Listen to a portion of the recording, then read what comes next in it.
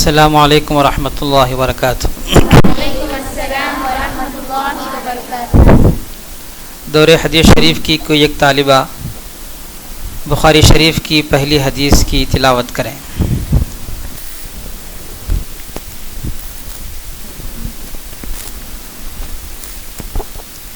السلام علیکم ورحمۃ اللہ وبرکاتہ۔ السلام ورحمۃ اللہ وبرکاتہ۔ بسم اللہ الرحمن الرحیم۔ الحمد للہ رب العالمین والصلاة والسلام علی سید الانبیاء والمرسلین وعلی آلہ وصحبہ اجمعین، اما بعد فإن أصدق الحديث كتاب الله وأحسن الهدي هدي محمد صلى الله عليه وسلم وشر الأمور محدثاتها وكل محدثة بدعة وكل بدعة ضلالة وكل ضلالة في النار، وبالسند المتصل منا إلى أمير المؤمنين في الحديث ابی عبد اللہ محمد بن اسماعیل بن ابراہیم بن المغیرۃ بن بردزبۃ الجوفی البخاری رحمہ اللہ تعالی رحمۃ واسعہ الی یوم الدین، ونفعنا بعلومہ وحشرنا فی زمرتہ، آمین یا رب العالمین۔ انه قال حدثنا الحميدي قال حدثنا سفيان قال حدثنا يحيى بن سعيد الأنصاري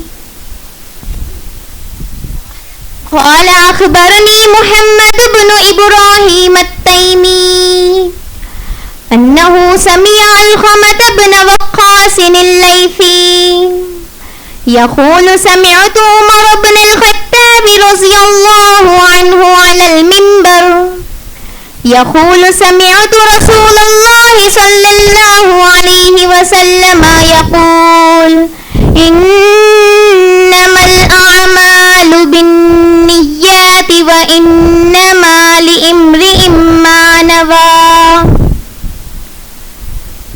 فمن كانت هجرته إلى دنيا يصيبها أو إلى امرأة ينكحها فهجرته إلى ما هاجر إليه۔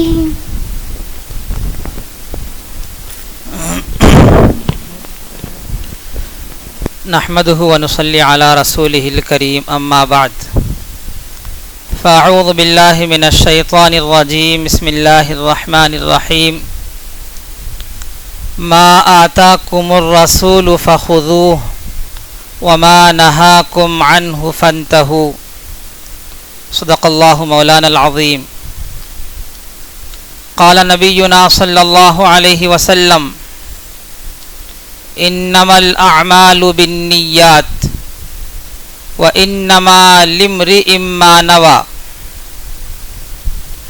فمن كانت هجرته إلى الله ورسوله فهجرته إلى الله ورسوله، ومن كانت هجرته إلى دنيا يصيبها أو إلى امرأة يتزوجها فهجرته إلى ما هاجر إليه، أو كما قال عليه الصلاة والتسليم۔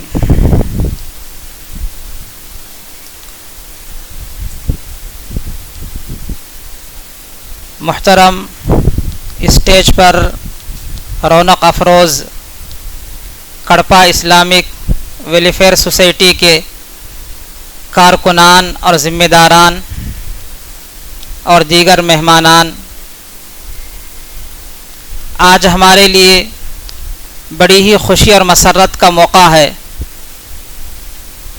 کہ قرآن مقدس کے بعد سب سے صحیح ترین کتاب صحیح بخاری شریف کے درس کا افتتاح ہونے جا رہا ہے۔ اللہ تعالیٰ سے دعا ہے کہ اللہ اس درس کو قبول فرمائے اور حدیث پاک کے انوارات سے ہم سب کو اللہ تعالیٰ مستفیض فرمائے۔ ہم نے اپنے اساتذہ کا جو معمول حدیث کے پڑھنے پڑھانے میں دیکھا ہے وہ یہ ہے کہ حدیث شریف کی پہلی مجلس میں مسلسل بالاولیت حدیث سنائی جاتی ہے اور پھر اس حدیث کو روایت کرنے کی اجازت دی جاتی ہے. اکابر و اسلاف کے طرز پر ان کے نقش قدم پر چلنے میں عافیت ہے، سلامتی ہے، برکت اور سعادت ہے. اس لیے میں بھی مناسب سمجھتا ہوں کہ آج کے درس بخاری شریف کے افتتاح سے پہلے مسلسل بالاولیت حدیث آپ کے سامنے پیش کر دوں. بالسند المتصل منا الى سیدنا عبداللہ بن عمرو بن العاص رضی اللہ تعالی عنہما قال قال رسول اللہ صلی اللہ علیہ وسلم الراحمون يرحمهم الرحمن ارحموا من في الارض يرحمكم من في السماء ارحموا من في الارض يرحمكم من في السماء او كما قال علیہ الصلاۃ والتسلیم. حضرات محدثین کی اصطلاح میں اس حدیث کو حدیث مسلسل بالاولیت کہا جاتا ہے. حدیث مسلسل بالاولیت کا مطلب یہ ہوتا ہے کہ حدیث شریف پڑھنے والا طالب علم یا طالبہ جب اپنے استاذ سے حدیث پڑھنے کی پہلی مجلس میں حاضر ہوتا ہے تو محدث اور استاذ اس کو یہ روایت سناتا ہے، اس لیے اس کو مسلسل بالاولیت کہا جاتا ہے. ویسے مسلسلات کے نام سے ایک مستقل رسالہ موجود ہے، مسلسلات کی ایک مستقل سند موجود ہے. ہم نے مسلسلات کا رسالہ دارالعلوم دیوبند کے سابق شیخ الحدیث و شیخ ثانی حضرت مولانا شیخ عبدالحق اعظمی رحمۃ اللہ علیہ سے پڑھا ہے. اس کی بھی سند مستقل موجود ہے. حضرت مولانا شیخ عبدالحق اعظمی رحمۃ اللہ علیہ نے مسلسلات پڑھی ہے حضرت شیخ الحدیث مولانا محمد زکریا کاندلوی رحمۃ اللہ علیہ سے،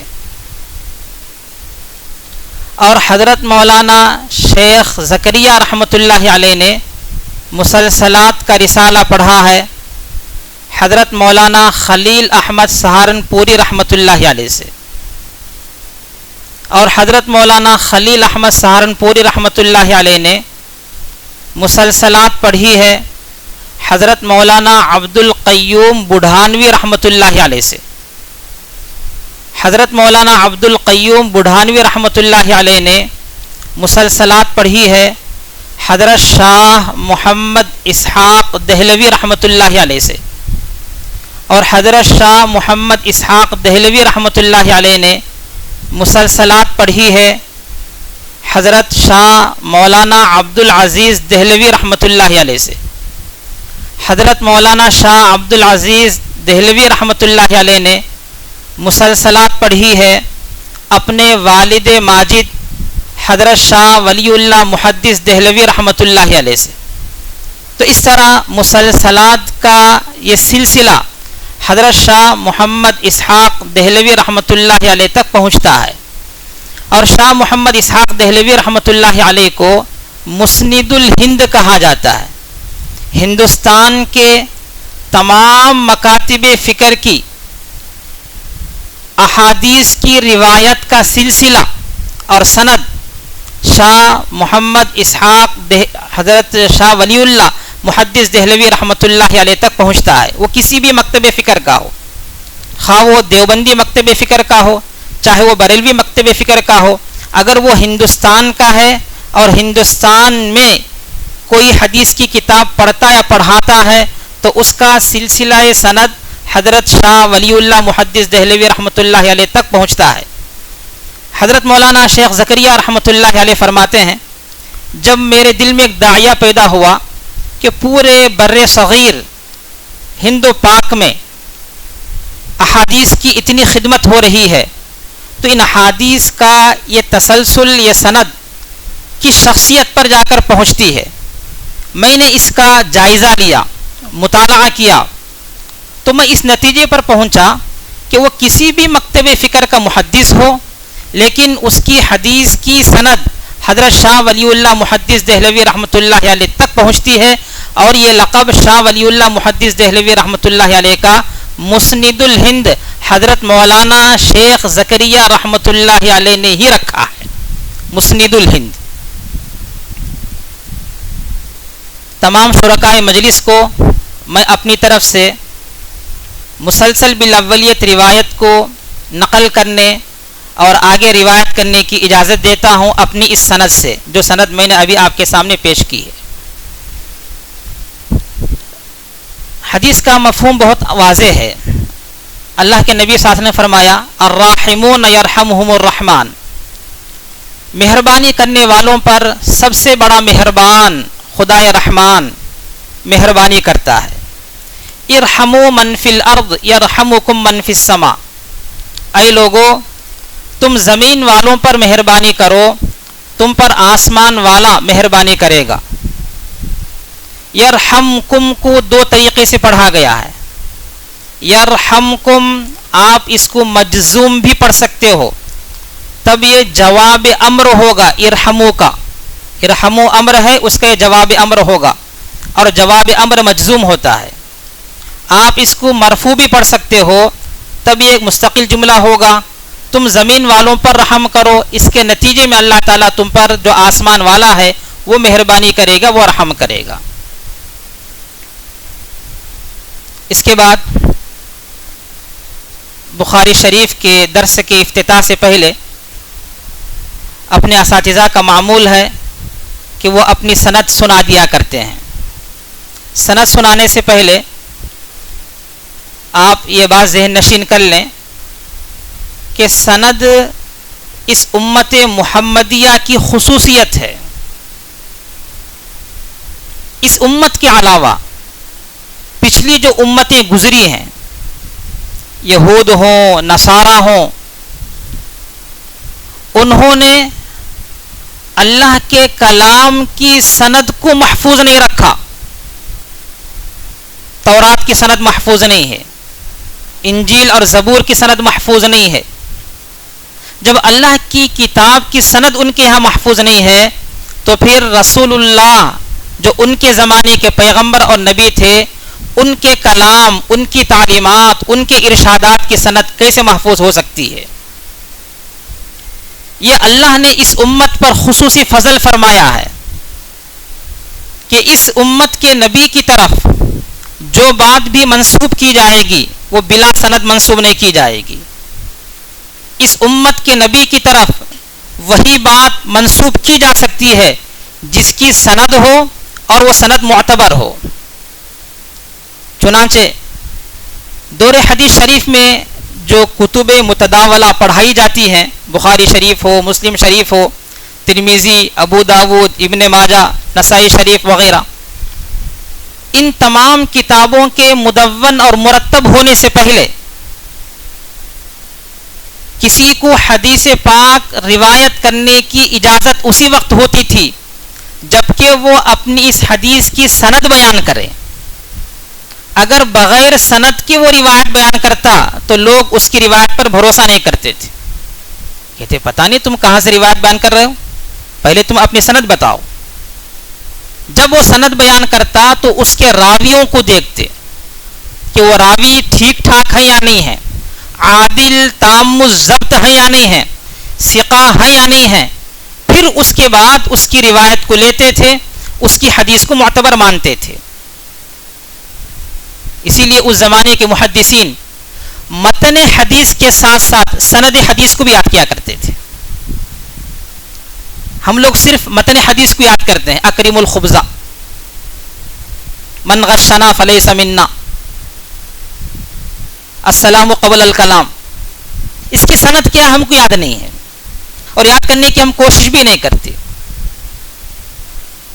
اس زمانے میں السلام قبل الکلام کی روایت ہو من غشنا فلیس منا کی روایت ہو، اکریم الخبزہ کی روایت ہو، ہر روایت کی سند کو یاد کرنا ضروری تھا. اس کی سند کے بغیر وہ روایت معتبر ہی نہیں ہوتی تھی. ہاں جب یہ کتب متداولہ مدون ہو گئے، مرتب ہو گئے، تب چونکہ سند کتابوں کے اندر لکھی جا چکی ہے تو اب بغیر سند کے بھی حدیث بیان کی جا سکتی ہے. البتہ حوالہ ذکر کرنا ضروری ہے کہ یہ حدیث بخاری میں ہے، یہ حدیث مسلم میں ہے، یا یہ حدیث کس حدیث کی کتاب میں ہے. حوالہ نقل کرنا ضروری ہے، باقی سند پوری مکمل ذکر کرنا ضروری نہیں. تو سند کی بڑی اہمیت ہے. چنانچہ آپ پڑھیں گی مقدمہ مسلم میں حضرت عبداللہ ابن مبارک رحمۃ اللہ علیہ نے فرمایا الاسناد من الدین، سند دین کا ایک حصہ ہے. الاسناد من الدین، سند دین کا ایک حصہ ہے. لولا الاسناد لقال من شاء ما شاء،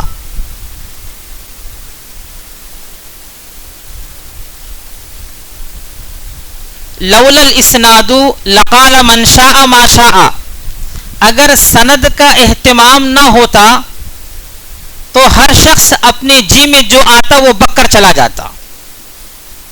اس لیے سند کی بڑی اہمیت رہی ہے. خاص طور پر دورے کی کتابوں کو پڑھانا شروع کرنے سے پہلے ہر استاذ اپنی اس کتاب کی سند اپنے طلباء کے سامنے بیان کرتا ہے اور پھر اس سند سے اس کو روایت کرنے کی اجازت دیتا ہے. چنانچہ ہماری جو سند ہے اس سند کے 3 ٹکڑے اور 3 حصے ہوتے ہیں. نمبر 1، ہم سے حضرت شاہ ولی اللہ محدث دہلوی رحمۃ اللہ علیہ تک سند کا ایک حصہ ہے جو مسند الہند ہیں. نمبر 2، حضرت شاہ ولی اللہ محدث دہلوی رحمۃ اللہ علیہ سے صاحب کتاب امام بخاری رحمۃ اللہ علیہ تک سند کا ایک سلسلہ ہے، ایک ٹکڑا ہے. نمبر 3، صاحب کتاب امام بخاری رحمۃ اللہ علیہ سے جناب رسول اللہ صلی اللہ علیہ وسلم، درود شریف پڑھو، صلی اللہ علیہ وسلم بولو. یہ حدیث کا سبق ہے. نبی کریم صلی اللہ علیہ وسلم پر جتنی کثرت سے ہم درود پاک پڑھیں گے آپ کی روح ہماری طرف متوجہ ہوگی، آپ کے ارشادات اور آپ کے مبارک اقوال کا فیض ہمیں حاصل ہوگا. اس لیے درود شریف کا اہتمام کریں. امام بخاری رحمۃ اللہ علیہ سے جناب رسول اللہ صلی اللہ علیہ وسلم تک سند کا ایک سلسلہ ہے. تو اس طرح ہماری سند کے 3 ٹکڑے ہو جاتے ہیں. ان میں سے جو تیسرا حصہ ہے امام بخاری رحمۃ اللہ علیہ سے نبی کریم صلی اللہ علیہ وسلم تک سند کا حصہ خود کتاب کے اندر موجود ہے. ابھی طالبہ نے پڑھا وبہ قال حدثنا الحمیدی قال حدثنا سفیان. اس کو بیان کرنے کی ضرورت نہیں ہے کیونکہ کتاب میں وہ خود موجود ہے. اسی طرح سند کا جو دوسرا ٹکڑا ہے شاہ ولی اللہ محدث دہلوی رحمۃ اللہ علیہ سے صاحب کتاب امام بخاری رحمۃ اللہ علیہ تک، یہ بھی چھپ چکا ہے. مولانا عاشق الہی برنی رحمۃ اللہ علیہ نے دارالعلوم دیوبند کے تمام اساتذہ کی سندوں کو جمع فرمایا ہے اور اس رسالے کا نام رکھا ہے العناقید الغالیہ، العناقید الغالیہ من الاسانید العالیہ. اس میں دارالعلوم دیوبند کے تمام اساتذہ کی سند حدیث موجود ہے اور شاہ ولی اللہ محدث دہلوی رحمۃ اللہ علیہ کی بھی تمام سندیں اس کے اندر ذکر کی گئی ہیں. کتاب ملتی ہے، منگوا لینا چاہیے، اس کو اپنے مطالعے میں رکھنا چاہیے. البتہ سند کا جو پہلا ٹکڑا ہے ہم سے لے کر شاہ ولی اللہ محدث دہلوی رحمۃ اللہ علیہ تک، اس کو بیان کرنا ضروری ہے۔ پہلے ہمارے اکابرین دورے کی تمام کتابیں تنے تنہا ایک ہی محدث پڑھا دیا کرتا تھا۔ چنانچہ مولانا رشید احمد گنگوہی رحمۃ اللہ علیہ کا معمول تھا تنہا ایک ہی شخصیت دورے کی ساری کتابیں پڑھا دیا کرتے تھے۔ زمانہ گزرتا گیا تو اس کے بعد کتابیں اساتذہ میں تقسیم ہوتی گئیں۔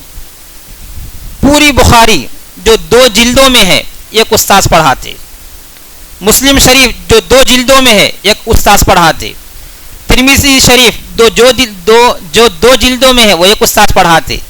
اس طرح ایک کتاب ایک استاد کے ذمے ہوتی تھی۔ پھر زمانہ گزرتا گیا تو اب ایک کتاب کے اگر 2 جلدیں ہیں تو وہ 2 استاذوں میں تقسیم ہوئی ہیں۔ تو بخاری شریف کے 2 حصے ہیں، جلد اول ایک ہے جس کو بخاری اول کہا جاتا ہے، اور جلد ثانی ہے جس کو بخاری ثانی کہا جاتا ہے۔ ہم نے بخاری شریف جلد اول سبقاً درساً دارالعلوم دیوبند کے سابق صدر المدرسین و شیخ الحدیث شیخ اول حضرت مولانا نصیر احمد خان صاحب رحمۃ اللہ علیہ سے پڑھی ہے۔ تو ہمارے استاذ محترم کا نام ہے مولانا نصیر احمد خان صاحب رحمۃ اللہ علیہ۔ حضرت کی زندگی کے آخری ایام چل رہے تھے تو ہمارے سال حضرت بیمار بھی ہوئے تھے۔ بیماری کی وجہ سے بخاری شریف کا کچھ حصہ کتاب العلم سے باب الجمعہ تک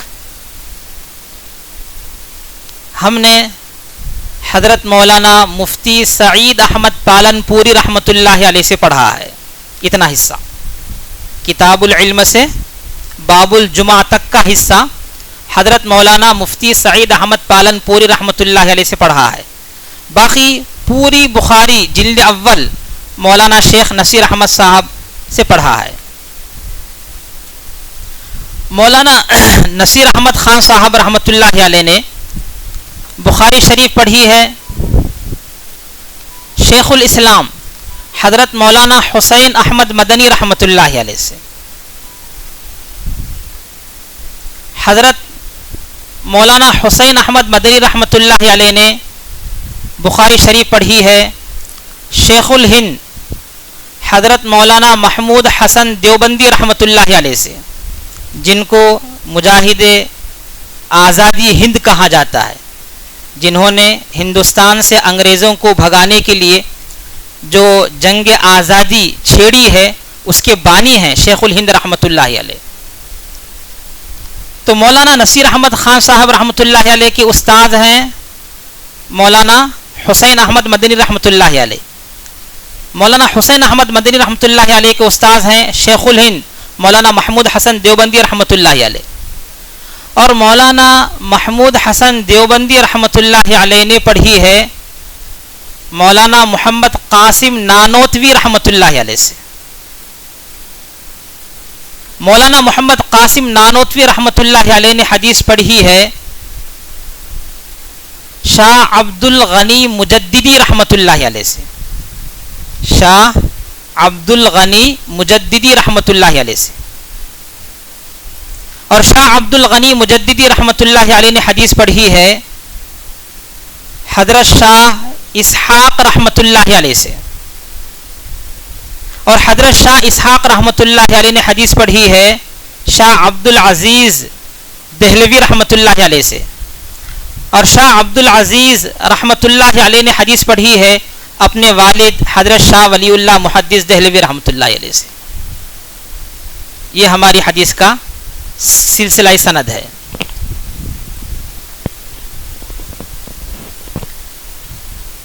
دوبارہ سن لیں، ہم نے حدیث پڑھی ہے نصیر احمد خان صاحب رحمۃ اللہ علیہ سے، انہوں نے شیخ الاسلام مولانا حسین احمد مدنی رحمۃ اللہ علیہ سے، اور انہوں نے شیخ الہند مولانا محمود حسن دیوبندی رحمۃ اللہ علیہ سے، اور انہوں نے محمد قاسم نانوتوی رحمۃ اللہ علیہ سے، اور انہوں نے شاہ عبد الغنی مجددی رحمۃ اللہ علیہ سے، اور انہوں نے شاہ اسحاق رحمۃ اللہ علیہ سے، اور انہوں نے شاہ عبد العزیز رحمۃ اللہ علیہ سے، اور انہوں نے شاہ ولی اللہ محدث دہلوی رحمۃ اللہ علیہ سے۔ میں نے درمیان میں ایک بات بتائی تھی، کتاب العلم سے باب الجمعہ تک ہم نے یہ حصہ مفتی سعید احمد پالنپوری رحمۃ اللہ علیہ سے پڑھی ہے، اور مفتی سعید احمد پالنپوری رحمۃ اللہ علیہ کے استاذ کون تھے؟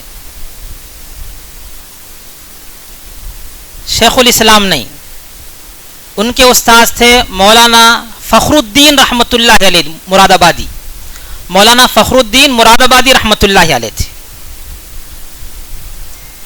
اور مولانا فخر الدین مراد آبادی رحمۃ اللہ علیہ شیخ الہند رحمۃ اللہ علیہ کے شاگرد ہیں۔ اس طرح یہ دونوں سلسلے یہاں آ کر مل جاتے ہیں، صرف ایک واسطے کا فرق پڑتا ہے۔ بخاری جلد ثانی ہم نے پڑھی ہے، دارالعلوم دیوبند کے سابق شیخ الحدیث و شیخ ثانی حضرت مولانا عبد الحق اعظمی رحمۃ اللہ علیہ سے، اور مولانا عبد الحق اعظمی رحمۃ اللہ علیہ نے حدیث پڑھی ہے شیخ الاسلام مولانا حسین احمد مدنی رحمۃ اللہ علیہ سے۔ باقی سلسلہ مکمل وہی ہے۔ شیخ الاسلام رحمۃ اللہ علیہ نے کس سے پڑھی ہے؟ لکھ رہے ہیں نا، بتاؤ نا۔ شیخ الہند سے، اور شیخ الہند نے محمد قاسم نانوتوی رحمۃ اللہ علیہ سے، اور محمد قاسم نانوتوی رحمۃ اللہ علیہ نے شاہ عبد الغنی مجددی رحمۃ اللہ علیہ سے، اور انہوں نے اسحاق رحمۃ اللہ علیہ سے، اور انہوں نے شاہ ولی اللہ محدث دہلوی رحمۃ اللہ علیہ سے۔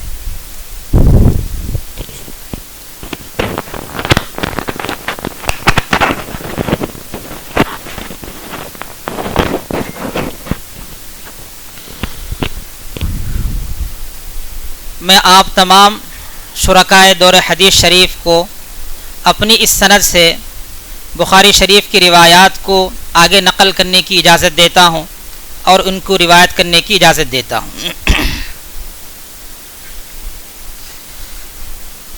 سند کو بیان کر دینے کے بعد کتاب بخاری شریف کا آغاز کرنا ہے۔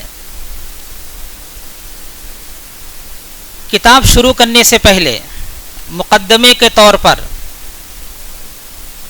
چند باتیں بتائی جاتی ہیں، اور وہ باتیں بڑی اہم ہوا کرتی ہیں۔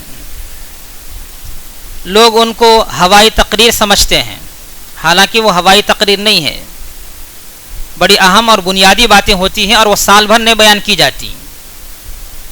شروع میں بتائی جاتی ہیں، وہ سال بھر آپ کے کام آتی ہیں۔ دو باتیں ہیں۔ نمبر ایک مقدمۃ العلم، نمبر دو مقدمۃ الکتاب۔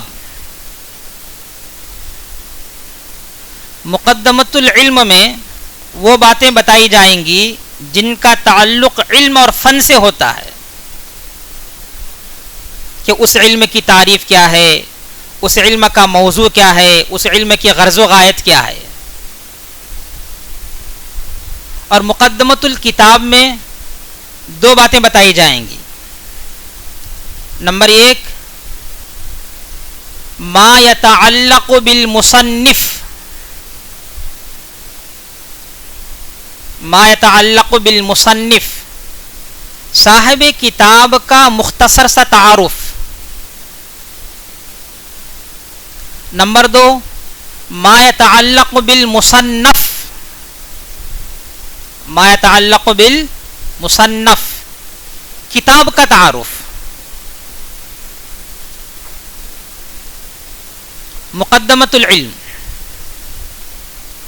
ہم جو علم پڑھنے جا رہے ہیں وہ حدیث کا علم ہے. تو آج کے سبق میں مقدمۃ العلم کے ذیل میں 3 باتیں بیان ہوں گی. نمبر 1 حدیث کی تعریف، نمبر 2 حدیث کا موضوع، نمبر 3 حدیث کی غرض و غایت. حدیث کی تعریف، حدیث کا موضوع اور حدیث کی غرض و غایت. حدیث کی تعریف کیا ہے؟ حدیث کی ایک لغوی تعریف ہے اور ایک اصطلاحی تعریف ہے.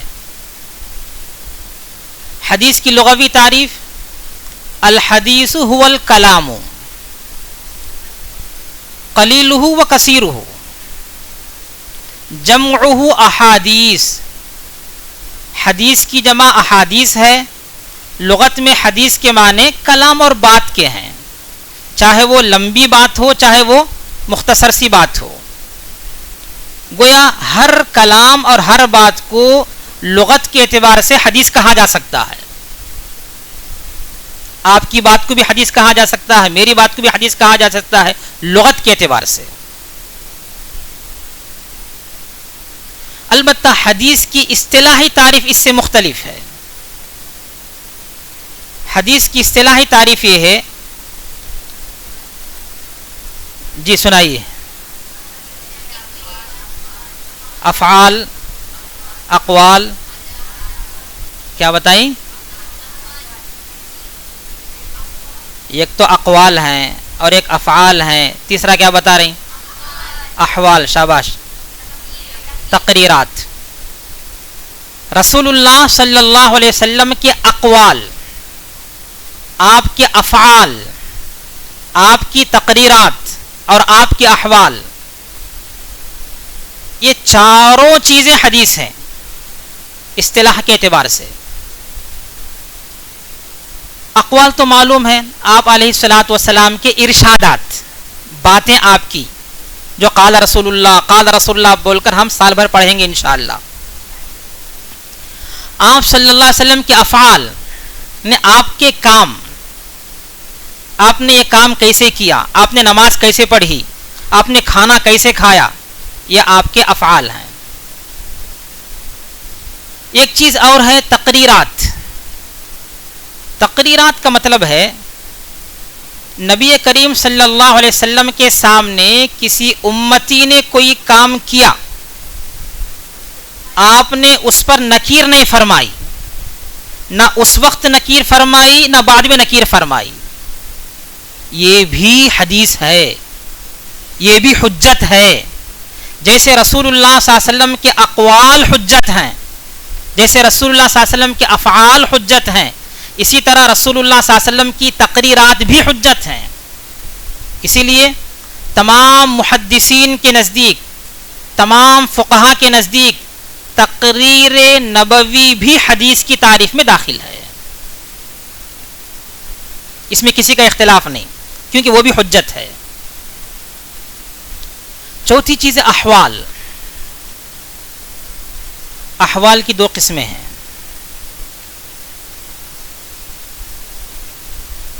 نمبر 1 احوال خلقیہ.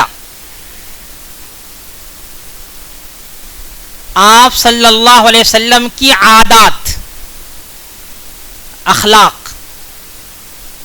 وَإِنَّكَ لَعَلَىٰ خُلُقٍ عَظِيمٍ، یہ احوال خلقیہ ہیں.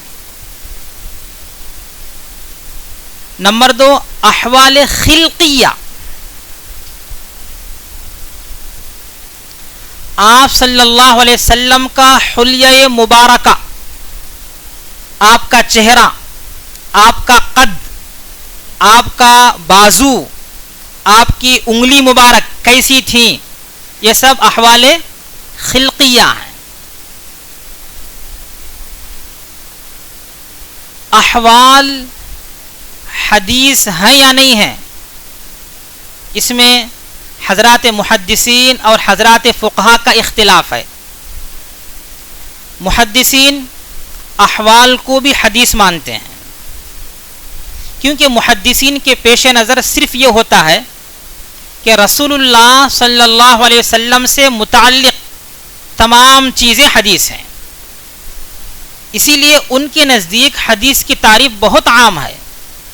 کل ما اضیف الی رسول اللہ صلی اللہ علیہ وسلم حدیث ہے. ہر وہ بات جو رسول اللہ صلی اللہ علیہ وسلم کی طرف منسوب ہو وہ حدیث.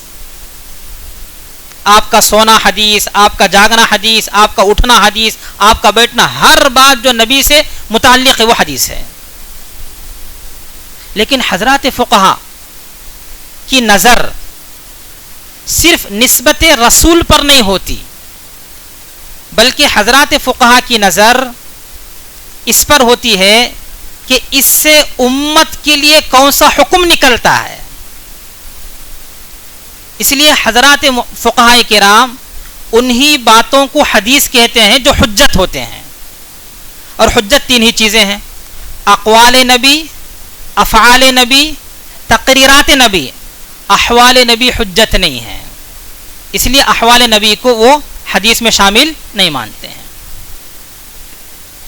پھر ایک بات آپ کے فائدے کے لیے بتا دیتا ہوں. مولانا ظفر احمد عثمانی رحمۃ اللہ علیہ نے حدیث شریف میں ایک بڑی مطول کتاب لکھی ہے اعلاء السنن کے نام سے. اس کے مقدمے میں علم حدیث کی دو قسمیں بیان کی ہیں. نمبر ایک، علم حدیث روایتاً. نمبر دو، علم حدیث درایتاً. علم حدیث روایتاً، علم حدیث درایتاً. روایت کا معنی نقل کرنا، درایت کا معنی سمجھنا. اس حدیث سے کون سا مسئلہ نکل رہا ہے، کیسے نکل رہا ہے، یہ مسئلہ مستنبط ہو رہا ہے کہ نہیں ہو رہا ہے. تو مسائل کا استنباط، مسائل کا استخراج،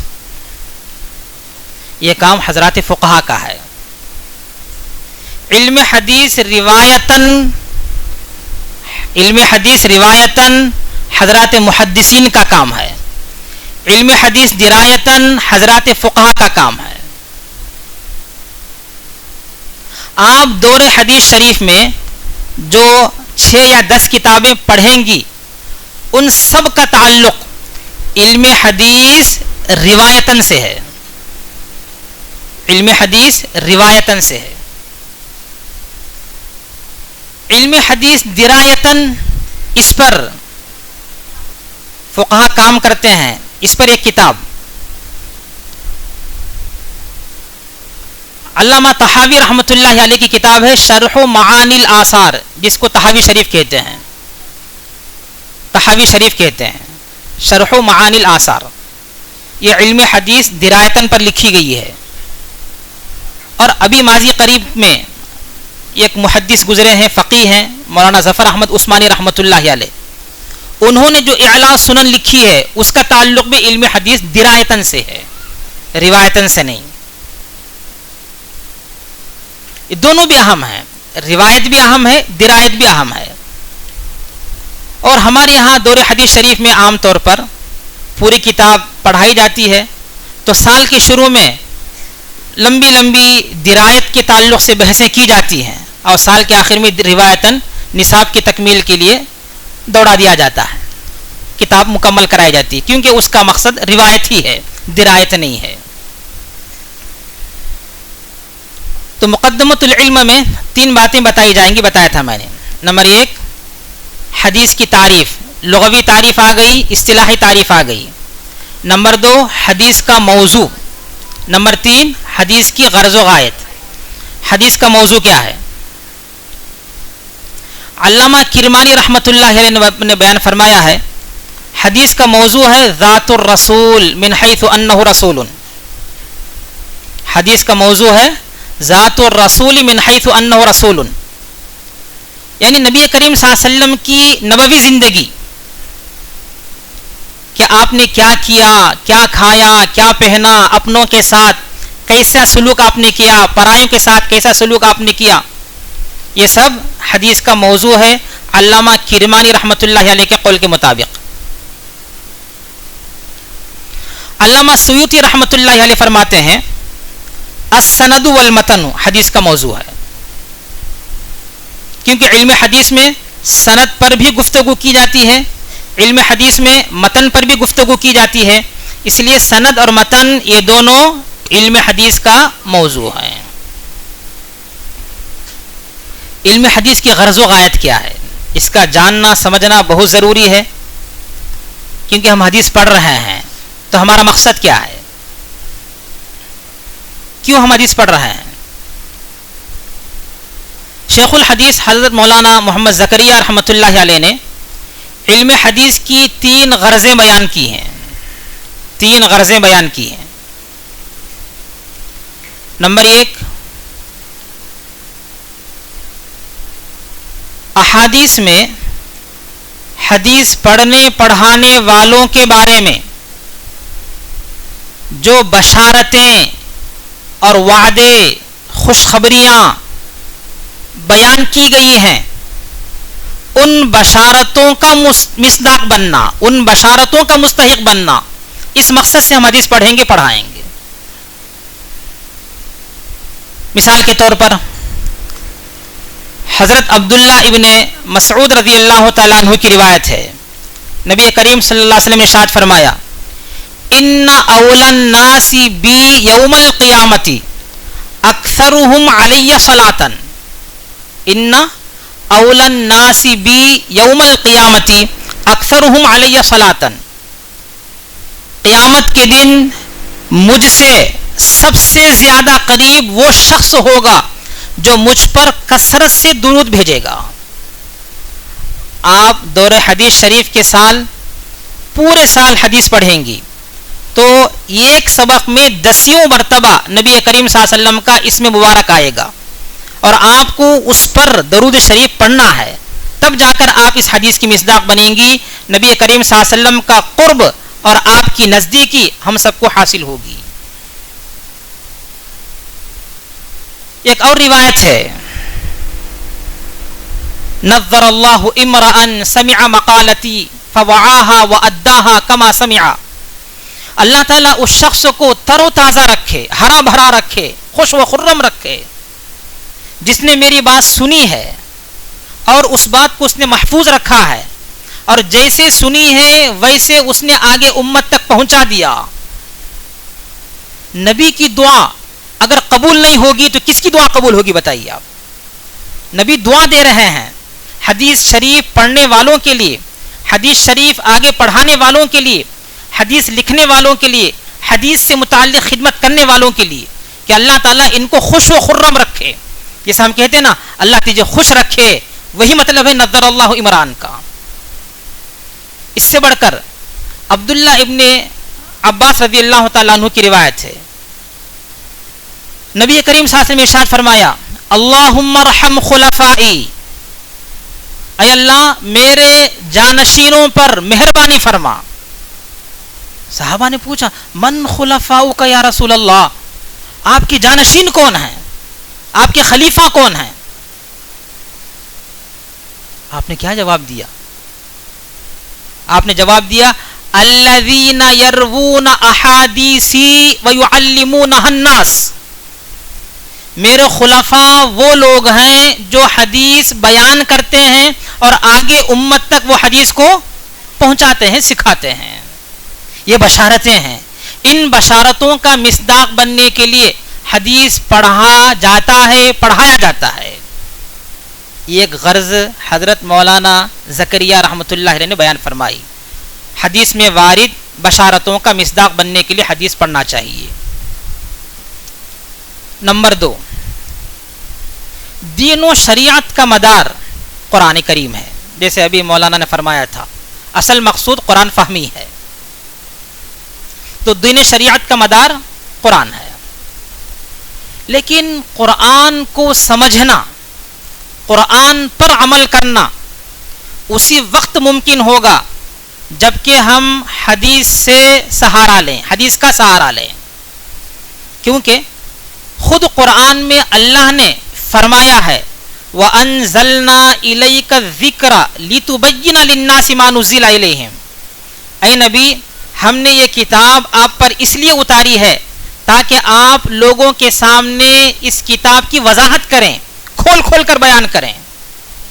تو معلوم ہوا کہ قرآن کو سمجھنے کے لیے حدیث کو سمجھنا ضروری ہے، قرآن پر عمل کرنے کے لیے حدیث کو سمجھنا ضروری ہے۔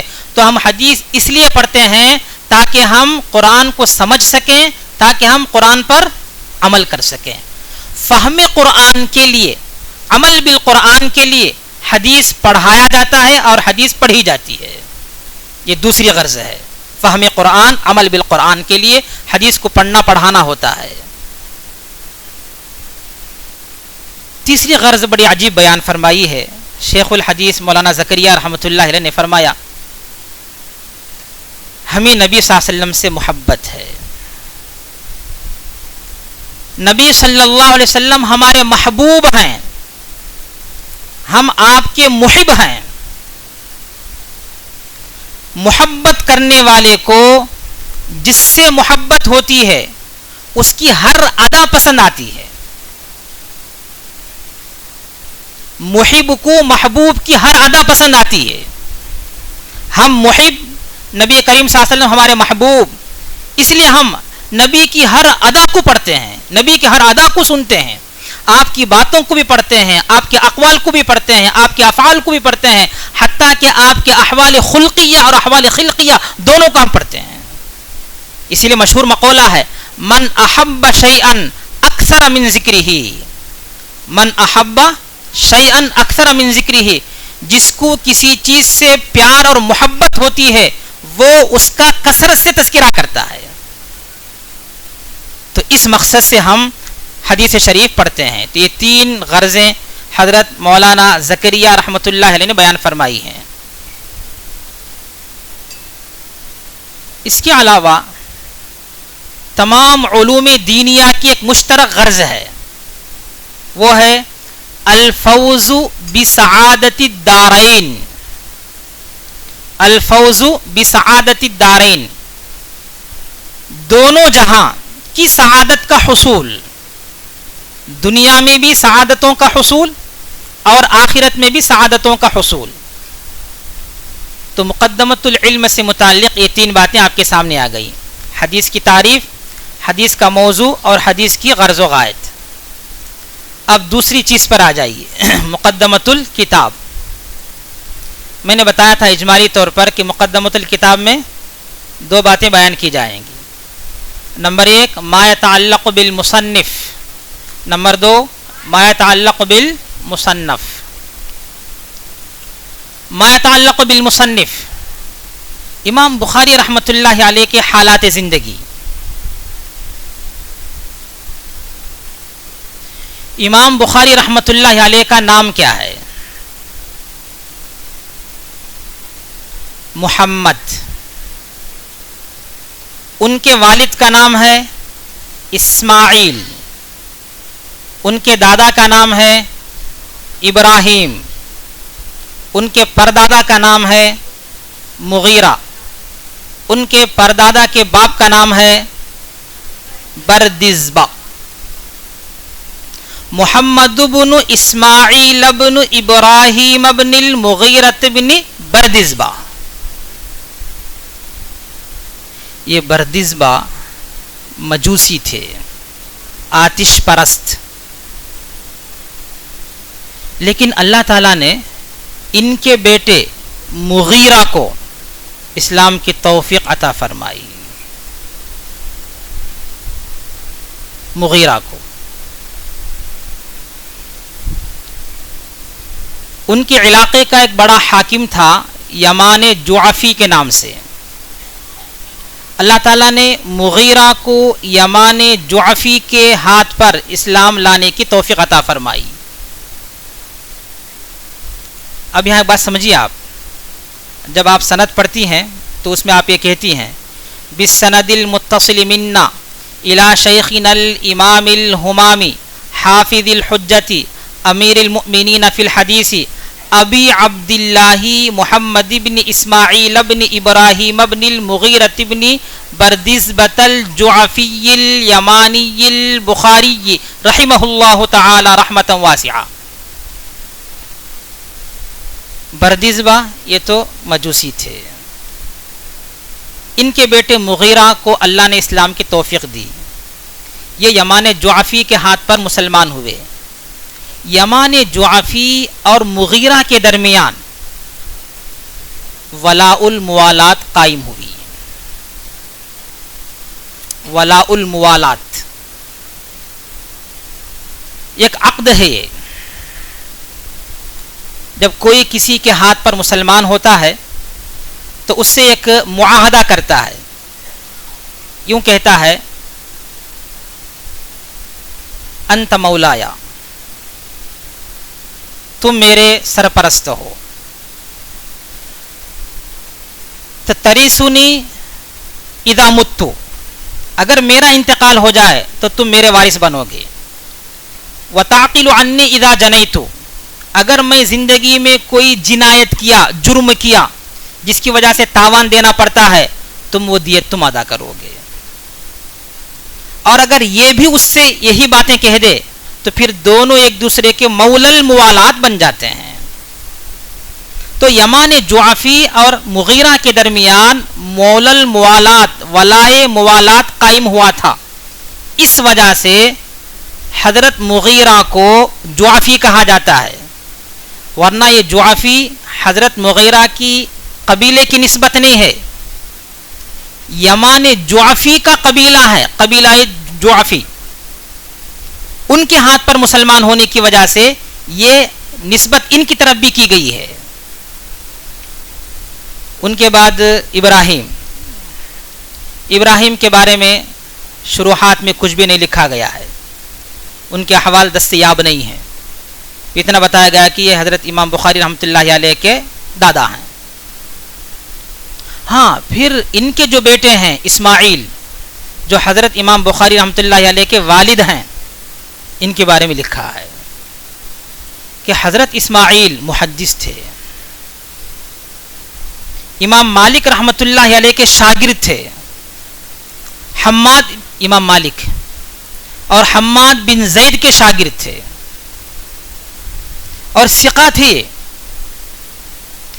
ابن حبان رحمۃ اللہ علیہ کی کتاب ہے الثقات لابن حبان، اس میں انہوں نے امام بخاری رحمۃ اللہ علیہ کے والد حضرت اسماعیل کا تذکرہ کیا ہے.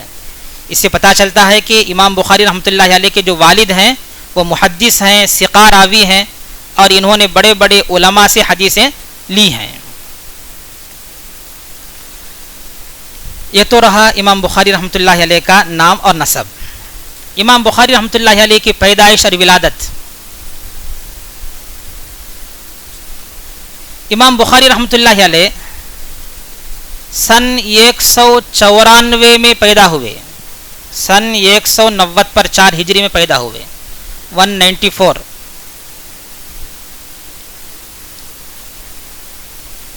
ان کی ولادت کے کچھ عرصے کے بعد ان کے والد کا انتقال ہو گیا تو یہ یتیم بن گئے.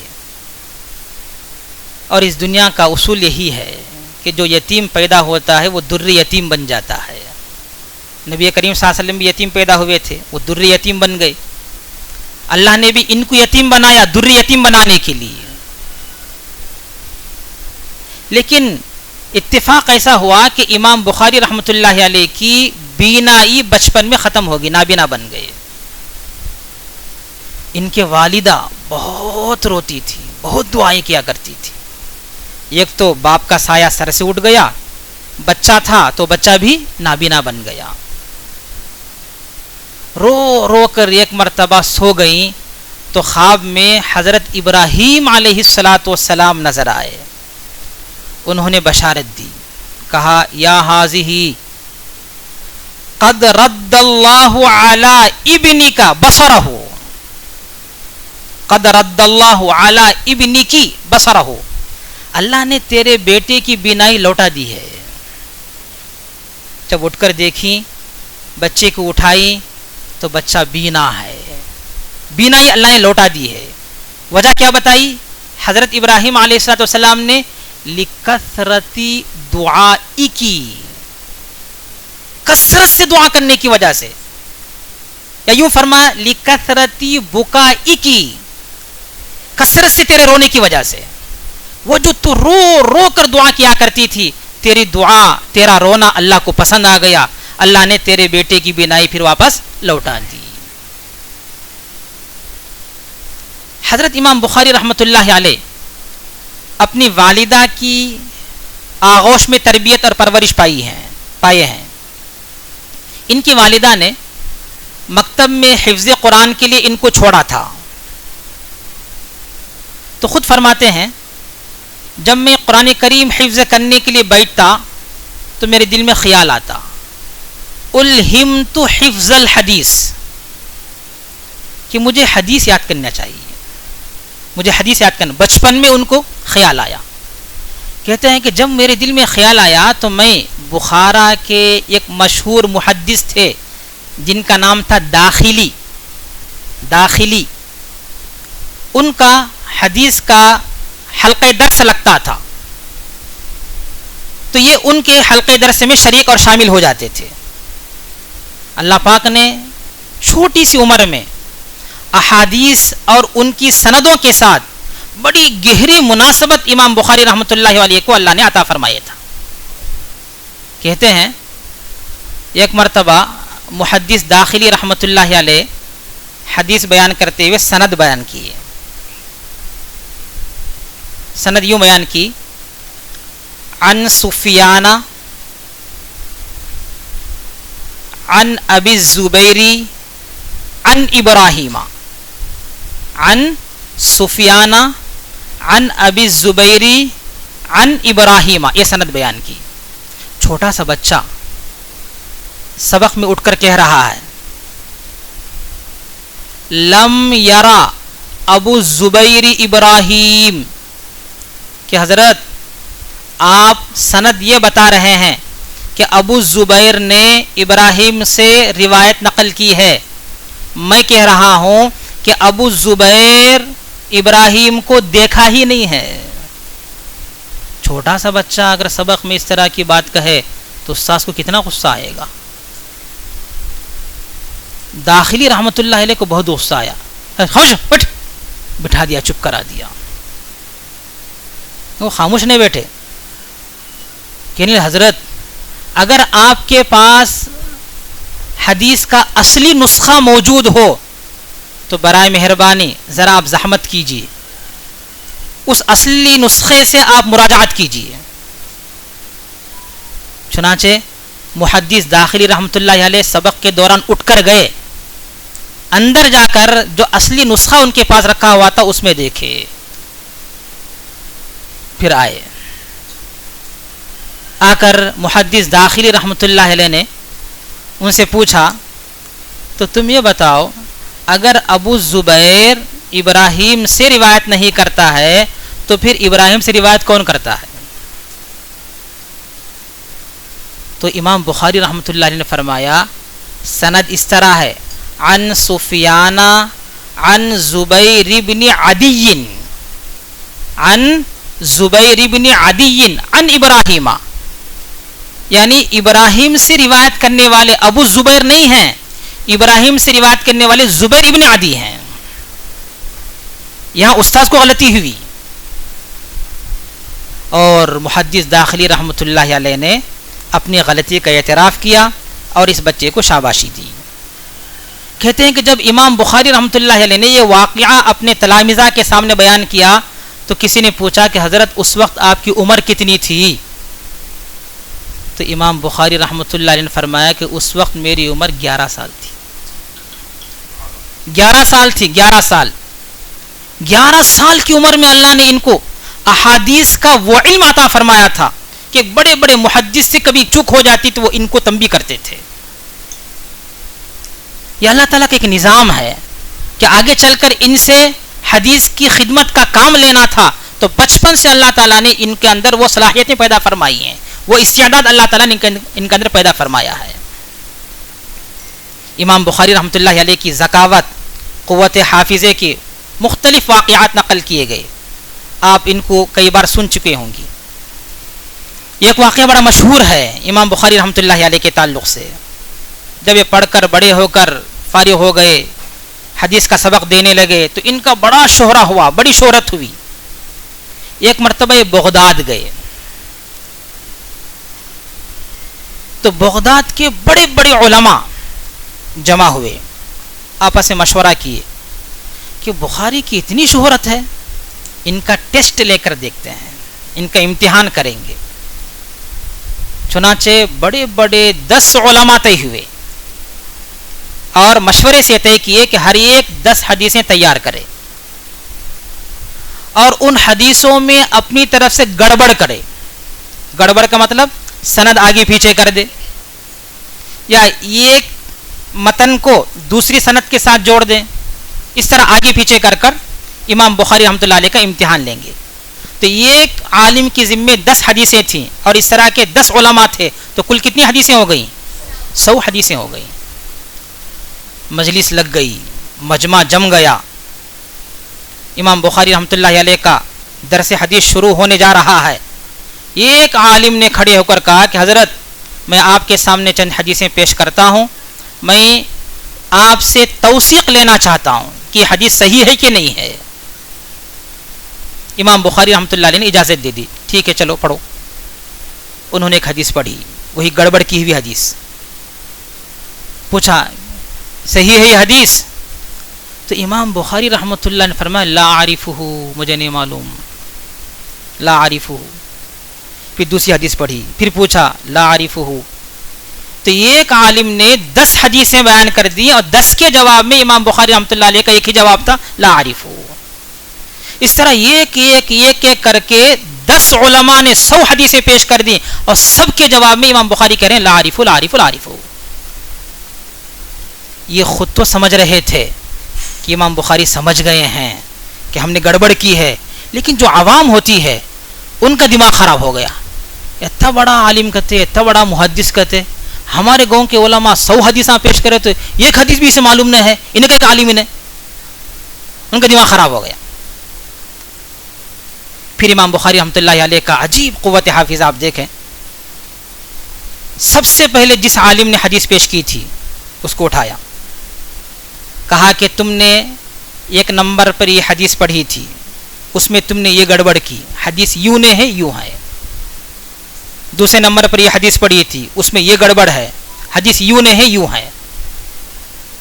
اس طرح 10 حدیثوں میں ان کی گڑبڑی کی بھی نشاندہی کی اور صحیح حدیث بھی بیان کر دی۔ اب یہاں سمجھیے امام بخاری رحمۃ اللہ علیہ کی قوت حافظہ کو، ان کے ذکاوت کو۔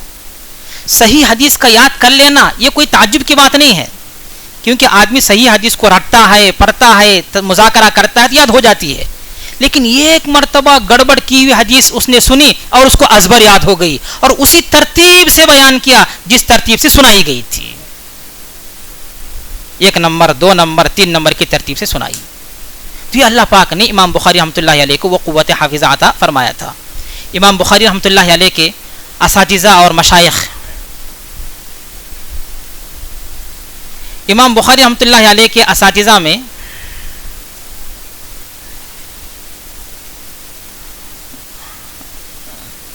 تبع تابعین ہیں۔ دیکھیے آپ یہ بات سمجھ لیجیے، آپ حدیث کا جو سلسلہ سند ہے اس کے درجات ہیں۔ ایک درجہ ہے وحدانیات کا۔ وحدانیات کا مطلب ہے راوی اور نبی کریم صلی اللہ علیہ وسلم کے درمیان صرف ایک واسطہ۔ مزے کی بات یہ ہے کہ ائمہ 4 متبوعین میں سے یہ شرف، یہ فضل صرف امام اعظم ابو حنیفہ نعمان بن ثابت رحمۃ اللہ علیہ کو حاصل ہے کہ ان کی روایات میں کچھ روایات وحدانیات کے قبیل سے ہیں، کیونکہ امام ابو حنیفہ رحمۃ اللہ علیہ تابعی ہیں۔ ابو حنیفہ رحمۃ اللہ علیہ تابعی ہیں، اور تابعی کس سے روایت لیتے ہیں؟ صحابی سے۔ تو ابو حنیفہ رحمۃ اللہ علیہ اور نبی صلی اللہ علیہ وسلم کے درمیان کتنے واسطے ہو گئے؟ ایک واسطہ، صحابی کا واسطہ. یہ شرف کسی اور امام کو حاصل نہیں ہے. اس کے بعد دوسرا درجہ ہوتا ثنائیات کا، کہ راوی اور نبی کریم صلی اللہ علیہ وسلم کے درمیان دو واسطے ہوتے ہیں. اس کے بعد تیسرا درجہ ہے ثلاثیات کا، وحدانیات، ثنائیات، ثلاثیات. راوی اور نبی کریم صلی اللہ علیہ وسلم کے درمیان تین واسطے ہوتے ہیں. بخاری شریف میں وحدانیات نہیں ہے، بخاری شریف میں ثنائیات نہیں ہے، البتہ بخاری شریف میں کچھ ثلاثیات ہیں، کچھ ثلاثیات ہیں. اور امام بخاری رحمۃ اللہ علیہ کی اکثر ثلاثیات ان کے استاذ مکی ابن ابراہیم رحمۃ اللہ علیہ سے ہیں. مکی ابن ابراہیم رحمۃ اللہ علیہ سے اکثر ثلاثیات ہیں امام بخاری رحمۃ اللہ علیہ کی. اور مکی ابن ابراہیم رحمۃ اللہ علیہ کون ہیں؟ امام ابو حنیفہ رحمۃ اللہ علیہ کے شاگرد ہیں. اور امام بخاری رحمۃ اللہ علیہ کے ایک بڑے استاذ ہیں، اونچے درجے کے استاذ ہیں، ابو عاصم النبیل. اور ابو عاصم النبیل یہ کون ہیں؟ ابو حنیفہ رحمۃ اللہ علیہ کے شاگرد ہیں. تو اس کا مطلب یہ ہوا کہ امام بخاری رحمۃ اللہ علیہ ابو حنیفہ رحمۃ اللہ علیہ کے شاگردوں کے شاگرد ہیں. تو ابو حنیفہ رحمۃ اللہ علیہ ان کے لیے کیا ہوئے؟ استاذ الاستاذ، ان کے استاذ کے استاذ. یہ بڑا مقام ہے ابو حنیفہ رحمۃ اللہ علیہ کا، لوگ سمجھتے نہیں ہیں اس کو. تو یہ اتنے بڑے بڑے اونچے درجے کے محدثین سے امام بخاری رحمۃ اللہ علیہ حدیثیں نقل کی ہیں. امام بخاری رحمۃ اللہ علیہ کی جلالت شان آپ دیکھیں کہ جو روایت ان کے پاس نہیں ہوتی ہے، اگر وہ روایت اپنے سے چھوٹے کے پاس ہو تو اس سے بھی لے لیتے ہیں. عار محسوس نہیں کرتے، شرم نہیں کرتے جیسے آج کل کے لوگ شرم کرتے ہیں. ہمارے سامنے پڑا بچہ ہے انہیں، میں کیا اس کے جا کے بیٹھ پڑھنا سو. ہمارے پاس پلی سے بچی انہیں، میں اس کو جا کے کیا اتحیہ سنانا سو. حالانکہ علم میں بڑا چھوٹا نہیں ہوتا، ہر ایک کو دوسرے سے علم حاصل کرنا چاہیے. امام ترمذی رحمۃ اللہ علیہ امام بخاری رحمۃ اللہ علیہ کے شاگرد ہیں، لیکن امام بخاری رحمۃ اللہ علیہ نے امام ترمذی اپنے شاگرد سے بھی حدیث لی ہے. چنانچہ امام ترمذی رحمۃ اللہ علیہ نے جلد ثانی میں 2 حدیثیں ایسی نقل کی ہیں جن کو نقل کرنے کے بعد بڑے فخر کے ساتھ امام ترمذی رحمۃ اللہ علیہ فرماتے ہیں قد سمع منی هذا الحدیث محمد بن اسماعیل. قد سمع منی هذا الحدیث محمد بن اسماعیل. یہ حدیث مجھ سے کون لے رہا ہے؟ امام بخاری میرا استاذ لے رہا ہے. تو اس میں شاگرد کی بھی شان ہے، استاذ کی بھی جلالت شان ہے. تو اس میں ہمارے لیے یہی سبق ہے کہ ہم علم کہیں سے بھی ہو، چھوٹے سے ہو بڑے سے ہو، عار حاصل محسوس نہیں کرنا چاہیے، اس علم کو حاصل کرنے کی کوشش کرنی چاہیے. امام بخاری رحمۃ اللہ علیہ کی ولادت کی تاریخ میں نے بتائی تھی، سن 194 میں پیدا ہوئے. امام بخاری رحمۃ اللہ علیہ کی جیسے تعریف کرنے والے ہیں دنیا میں، ایسے ہی ان سے جلنے والے بہت ہیں، حاسدین بھی بہت ہیں. امام بخاری رحمۃ اللہ علیہ کے ساتھ کئی آزمائشیں، ابتلاءات پیش آئیں. ان کی آخری زمانے میں ان کے ساتھ ایک ابتلاء کا واقعہ پیش آیا. خالد نام کا ایک حاکم تھا، اس نے امام بخاری رحمۃ اللہ علیہ سے کہا کہ تم روزانہ میرے گھر آ کر میرے بچوں کو حدیث پڑھایا کرو، میرے گھر آ کر میرے بچوں کو حدیث پڑھایا کرو.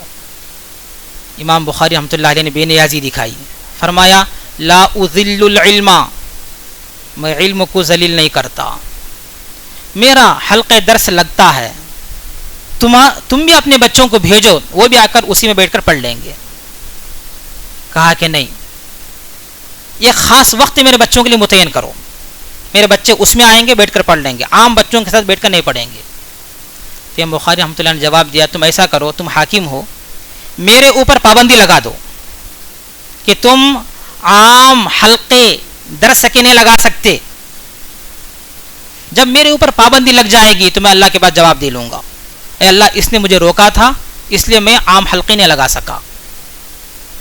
بالآخر وہ حاکم مجبور ہو گیا, امام بخاری رحمۃ اللہ علیہ کو بخارا سے نکلنے پر مجبور کیا.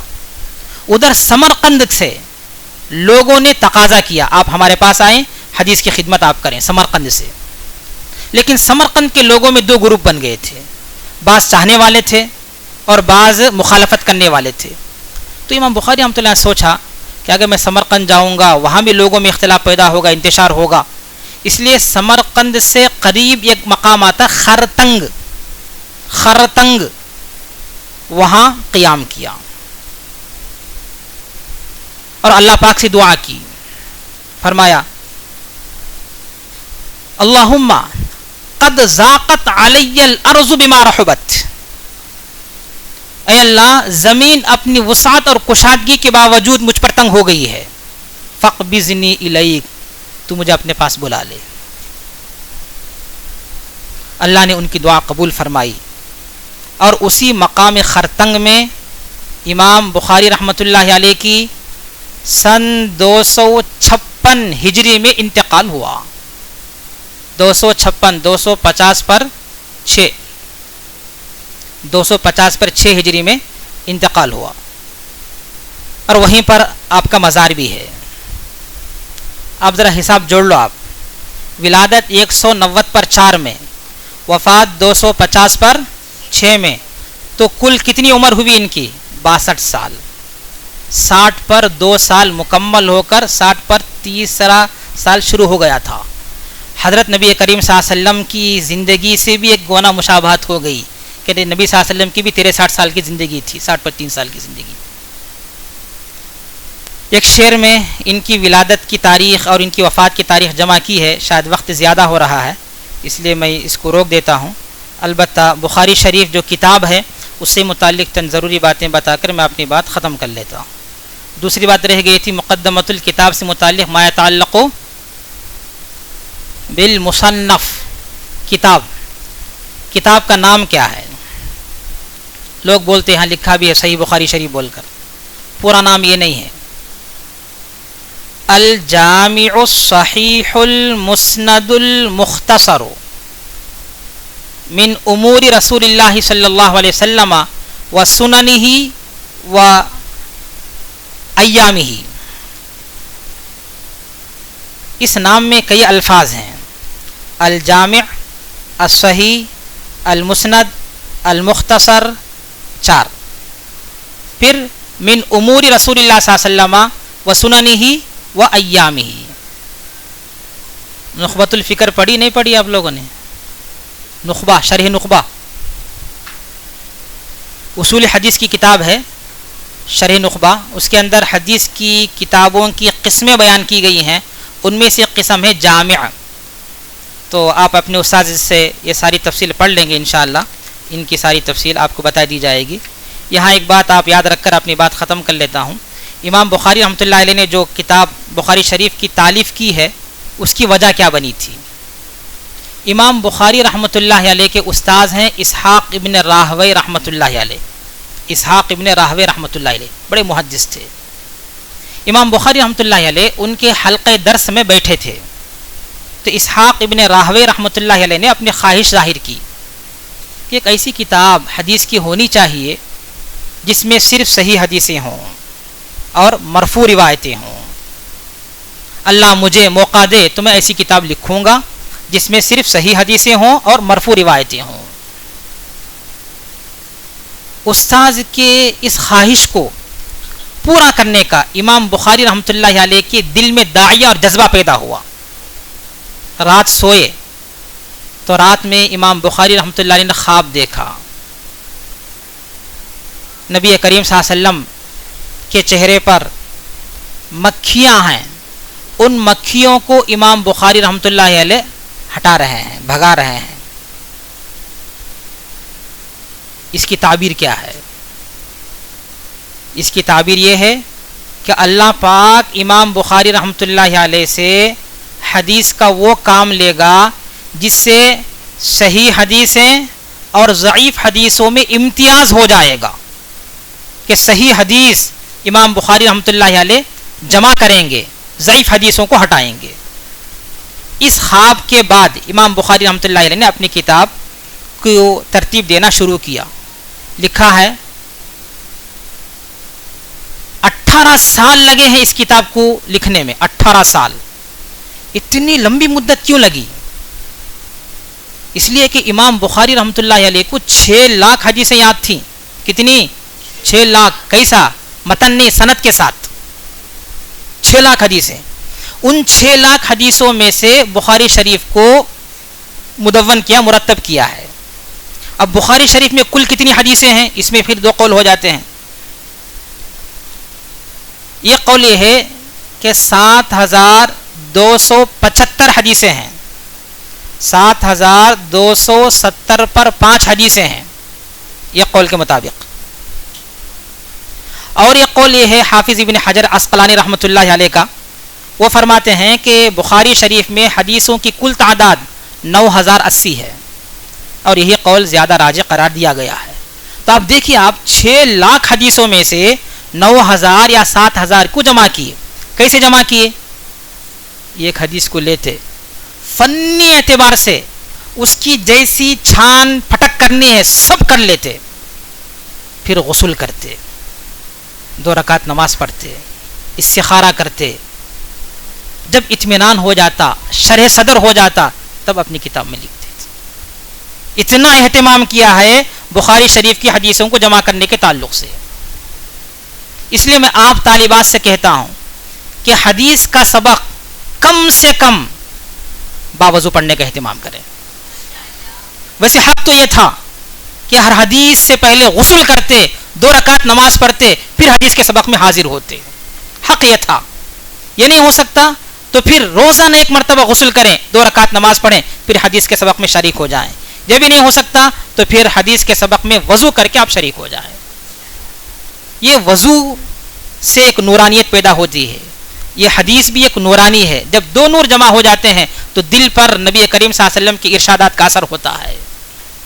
اسی لیے امام شافعی رحمۃ اللہ علیہ نے جب اپنے استاذ حضرت وکیع رحمۃ اللہ علیہ سے شکایت کی تھی کہ میرا حافظہ صحیح نہیں ہے، مجھے یاد نہیں ہو رہا، شکوت الی وکیع سوء حفظی فاوصانی الی ترک المعاصی، تو امام شافعی رحمۃ اللہ علیہ کو ان کے استاذ حضرت وکیع رحمۃ اللہ علیہ نے معاصی اور گناہوں کو چھوڑنے کی تاکید فرمائی، اور کیا فرمایا؟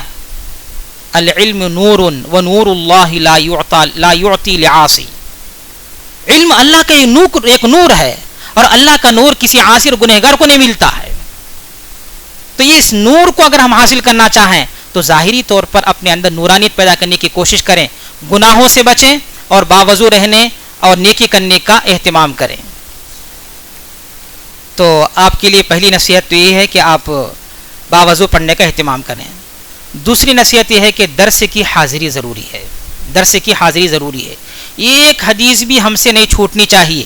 ہم جس کتاب کو شروع کرنے جا رہے ہیں، امام بخاری رحمۃ اللہ علیہ کی کتاب ہے، ان کے بارے میں لکھا ہے کہ یہ درس کی بہت زیادہ پابندی کرتے تھے۔ 1 مرتبہ 2 دن غیر حاضر رہے، ساتھی پریشان ہو گئے، وہ بندہ جو کبھی غیر حاضر نہیں ہوتا، یہ 2 دن مسلسل کیسے غیر حاضر ہو گیا؟ جا کر تحقیق کی، پتہ چلا کہ ان کے پاس پہننے کے لیے کپڑے نہیں تھے، ایک ہی جوڑا تھا، اسی کو دھوتے پہنتے ہونے کے پھٹ گیا تھا۔ اتنا پھٹ گیا تھا کہ سطر ڈھانکنے کے لیے جتنا کپڑا صحیح سالم ہونا چاہیے وہ نہیں تھا، اور سطر کو چھپانا بھی فرض ہے، اس لیے وہ نہیں آ سکے۔ پھر ساتھیوں نے سب کپڑے کا انتظام کیا، اس کو پہن کر پھر درسگاہ میں حاضر ہوئے۔ تو ایسی شخصیت کی جب ہم کتاب پڑھ رہے ہیں تو پھر ہم کو بھی اپنے تعلق سے درس کی حاضری کی پابندی کرنا ضروری ہے۔